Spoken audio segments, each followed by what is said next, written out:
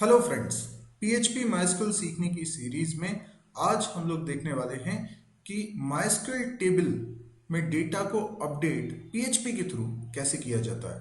तो ये हमारा चैप्टर नंबर 5 है। आइए पहले हम समझ लेते हैं कि हम इस कोर्स में क्या क्या कवर करने वाले हैं। बेसिकली एक वेब एप्लीकेशन बनाने के लिए जितनी मिनिमम चीज़ें सीखने की ज़रूरत होती हैं वो सब कुछ इस कोर्स में कवर की जा रही हैं। जैसे कि HTML हमने इसमें कवर किया हुआ है, CSS, JavaScript, jQuery, PHP, MySQL, ये सब कुछ हम पढ़ चुके हैं। अब हम लोग देख रहे हैं एडवांस PHP का पोर्शन, जिसमें हम PHP को MySQL के साथ कैसे यूज़ करते हैं वो समझेंगे। हमने इंडिविजुअली इन सब के वीडियो लेक्चर्स देखे हुए हैं, तो अगर आपने ना देखे हो तो इस चैनल पर ज़रूर देखिएगा। फिलहाल हम लोग इन सब को एक एक बार पढ़ चुके हैं। अब हम देख रहे हैं एडवांस पीएचपी में कि पीएचपी के थ्रू माइस्क्ल को कैसे एक्सेस करते हैं। और आज का हमारा टॉपिक है अपडेट। अपडेट आपने माइस्क्ल में एसक्यूएल में कहें एक कमांड पढ़ी हुई है, जिसकी मदद से हम टेबल में रिकॉर्ड्स को अपडेट करते हैं, एडिट करते हैं। ध्यान रखिए, अपडेट करने से ना तो टेबल के अंदर रो इंक्रीज होती हैं ना ही डिक्रीज होती, यानी जितनी रो अपडेट करने के पहले टेबल के अंदर थी, अपडेट करने के बाद भी उतनी ही रोज रहेंगी। सिर्फ किसी रो में डेटा चेंज हो जाएगा। तो ये काम है अपडेट का। अब इसकी कमांड क्या थी एसक्यूएल में, तो देखिए सबसे पहले आप लिखते हैं कीवर्ड अपडेट, उसके बाद उस टेबल का नाम लिखते हैं जिस टेबल में आपको करने हैं चेंजेस, और उसके बाद कीवर्ड लिखेंगे सेट। अब उस कॉलम का नाम आपको लिखना है जिस कॉलम की वैल्यू को आपको चेंज करना है। उसकी जो भी नई वैल्यू आप रखना चाहते हैं वो लिख सकते हैं, और ऐसा आप एक से ज़्यादा कॉलम के लिए कॉमा से सेपरेट करते हुए बोल सकते हैं। तो एक ही बार में हम एक से ज़्यादा कॉलम्स में चेंजेस कर सकते हैं। वेयर क्लॉज हम इसलिए लगाते हैं ताकि कुछ चुनिंदा सेलेक्टेड रोज में ही अपडेशन हो। तो एक एग्जाम्पल के थ्रू हम इसको समझने की कोशिश करेंगे। मान लीजिए हमारे पास एक टेबल है, टेबल का नाम हम रख लेते हैं बुक। तो ये बुक नाम की टेबल में 4 कॉलम्स हैं, बुक आईडी, टाइटल, प्राइस और पब्लिशर।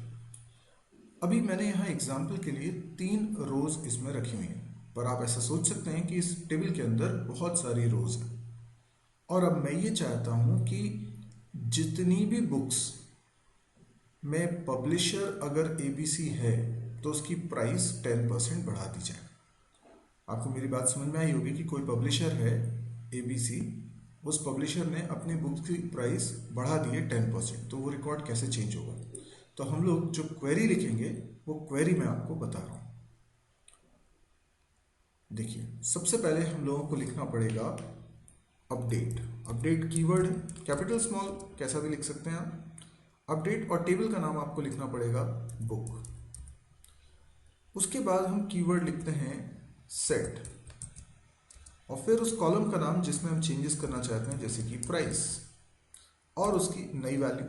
नई वैल्यू क्या है, 10% इंक्रीज होगी, यानी जो कुछ भी प्राइस पहले थी उसमें 10% इंक्रीज हो जाएगा। तो मैं इसमें क्या करता हूँ, मल्टीप्लाई कर देता हूँ 110 का, ठीक है। और उसके बाद मैं इसको डिवाइड कर लूँगा हंड्रेड्स, ठीक है। अब ये सिंपल मैथमेटिक्स है, आपको समझ में आती होगी। अगर आप चाहें तो इसको 1.1 से भी मल्टीप्लाई कर सकते हैं, एक ही बात है। 1.1 भी लिख दूँ मैं तो भी एक ही बात है, यानी क्या होगा, 10% इंक्रीज हो जाएगी प्राइस। तो जो प्राइस थी, जैसे मान लीजिए 400 है प्राइस, तो 400 में 1.1 का मल्टीप्लाई हो जाएगा। तो 400 में 1.1 का मल्टीप्लाई होगा क्या, तो सिंपली हम लोगों ने क्या किया, 400 में मल्टीप्लाई कर दिया 1.1 का। तो अब इससे रिजल्ट क्या है, 440। हम जानते हैं 400 का 10% क्या होता है, 40। तो अब ये प्राइस हो जाएगी 440। तो इस प्रकार से प्राइस की वैल्यू हमने चेंज कर दी। अगर हमें और भी किसी कॉलम में चेंजेस करने होते तो यहीं पे मैं कॉमा लगा के अगले कॉलम का नाम और उसकी फिर वैल्यू असाइन करता हूँ, लेकिन फिलहाल मुझे बस इसी कॉलम में चेंजेस करने थे।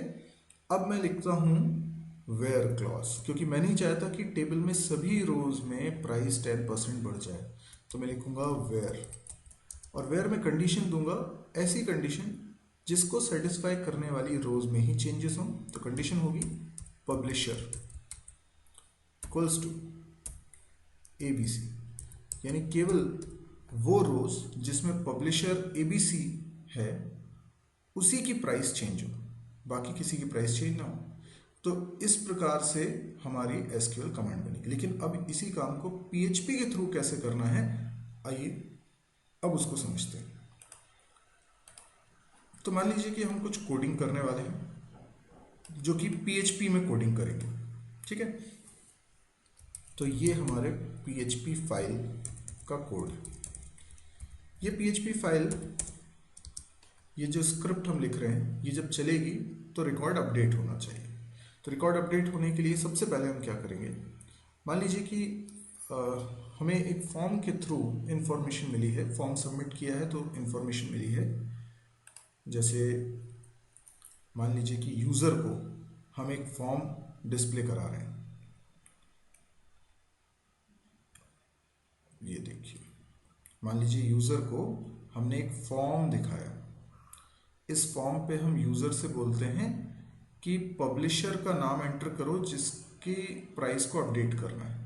तो यूज़र ने कुछ नाम एंटर किया, लेट्स से ABC, क्लियर, और प्राइस कितने परसेंट आपको चेंज करवाना है, तो उसने कहा 10% चेंज करवाना है, और उसके बाद उसने सबमिट कर दिया।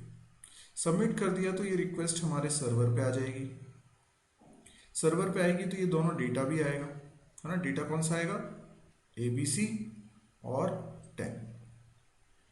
अब सर्वर पे हमारी जो PHP की स्क्रिप्ट चलेगी, मैं इसकी कोडिंग आपको बता रहा हूँ, ठीक है। तो सबसे पहले तो ये जो दो डेटा हमारे पास आ रहे हैं, ये या तो गेट मेथड से आ रहे होंगे या पोस्ट मेथड से आ रहे होंगे। अब आप इस बात से फैमिलियर हैं, इसलिए मैं ये जो फॉर्म वाली फाइल है इसकी कोडिंग अभी नहीं बता रहा हूँ। मैं आगे चल के एक ऐसा एग्जाम्पल पूरा बना के बताऊंगा जिसमें कंप्लीट A to Z शुरू से आखिरी तक की कोडिंग शामिल होगी। अभी हम स्पेसिफिकली अपडेट कैसे करना है PHP के थ्रू, सिर्फ इस पे फोकस कर रहे हैं। तो यहाँ पर हम ये मान के चल रहे हैं कि हम सिर्फ इस PHP फाइल की कोडिंग कर रहे हैं। तो यहाँ पे ये ABC और 10 को रिसीव कैसे करेंगे, पहले उसको समझिए। सबसे पहले मैंने एक पब्लिशर नाम का वेरिएबल बनाया जिसके अंदर वैल्यू कैसे ले रहा हूँ, $_post, ठीक है।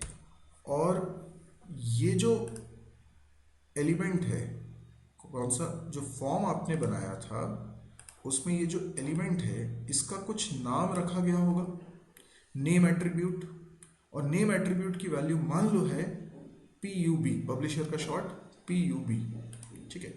तो हम क्या लिखेंगे यहाँ, PUB, गॉट इट। इसी प्रकार से कितने परसेंट का आपको चेंज करना है, ठीक है, तो परसेंट, है ना, तो PER लिख दिया मैंने, $_post, और फिर यहां पर भी इस एलिमेंट का कुछ नाम रखा गया होगा आपने, मान लीजिए इसका नाम रखा है %, ठीक है। तो आपने यहां लिख दिया %, ठीक। इस प्रकार से ये दोनों डेटा अब आपके पास PHP वेरिएबल्स में आ चुके हैं। तो PHP वेरिएबल में पब्लिशर के अंदर वैल्यू आ चुकी है ABC और PER परसेंटेज आ चुका है 10। अब हमको डेटाबेस से पहले कनेक्टिविटी करनी है। तो कनेक्टिविटी करने के लिए हम क्या लिखेंगे, ये हम पहले भी देख चुके हैं, MySQL i_connect, और इसमें मैंने पास किया है लोकल होस्ट और पास किया है रूट। फिलहाल पासवर्ड सेट नहीं किया है इसलिए कोई तीसरा आर्गुमेंट नहीं, अदरवाइज तीसरा आर्गुमेंट पासवर्ड होता। अब कनेक्शन हो जाने के बाद मैं डेटाबेस को सेलेक्ट करूंगा। तो मैंने लिखा MySQL i_select_db, और इसमें पहला आर्गुमेंट होता है कनेक्शन ऑब्जेक्ट और फिर डेटाबेस का नाम। मान लीजिए डेटाबेस का नाम है DB1, तो हमने DB1 लिख दिया, ठीक। अच्छा, अब इसके बाद मुझे क्वेरी बनानी है। क्वेरी क्या होगी, जो अभी हमने बनाई थी अपडेट, टेबल का नाम book, set price equals to, अब प्राइस में क्या चेंजेस होने चाहिए, तो प्राइस इनटू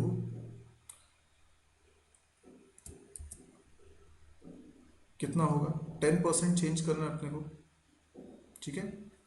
तो जो भी परसेंटेज की वैल्यू है उतना चेंज करना है, तो हम लिखेंगे 1 प्लस परसेंटेज यानी डॉलर परसेंटेज,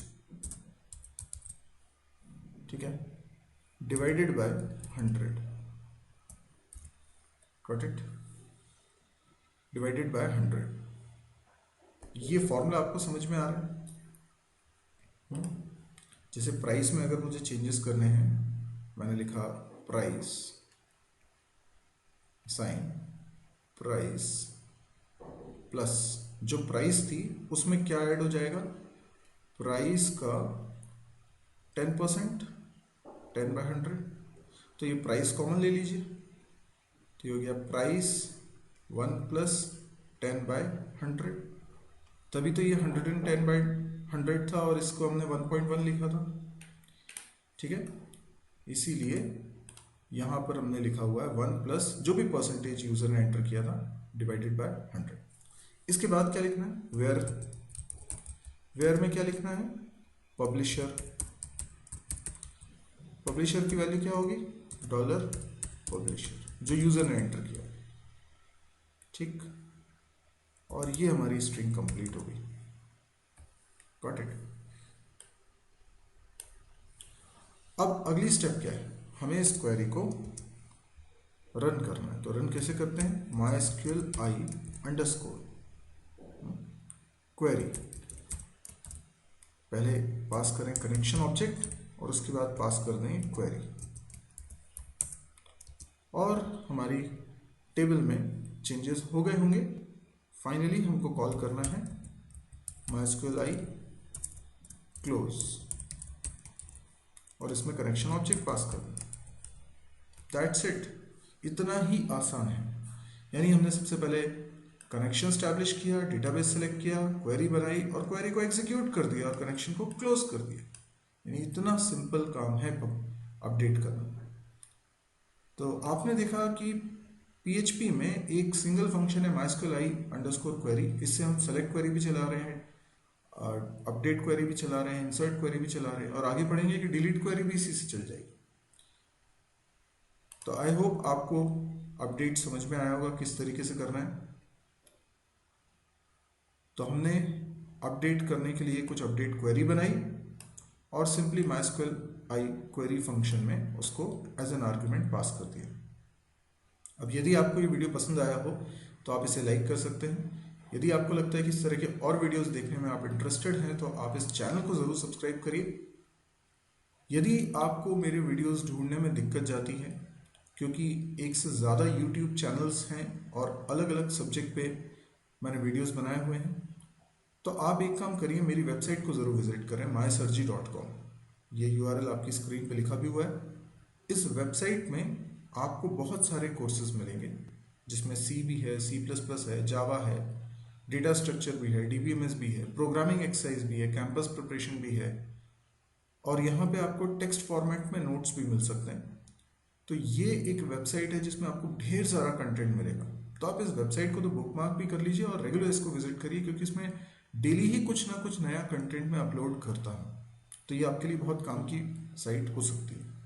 और यदि आपको लगे कि ये बहुत अच्छी साइट है और आपकी बहुत काम आ रही है, तो आप जैसे बहुत सारे लोग होंगे जिनकी ये बहुत काम की होगी, तो आप प्लीज़ इसको शेयर ज़रूर करिए।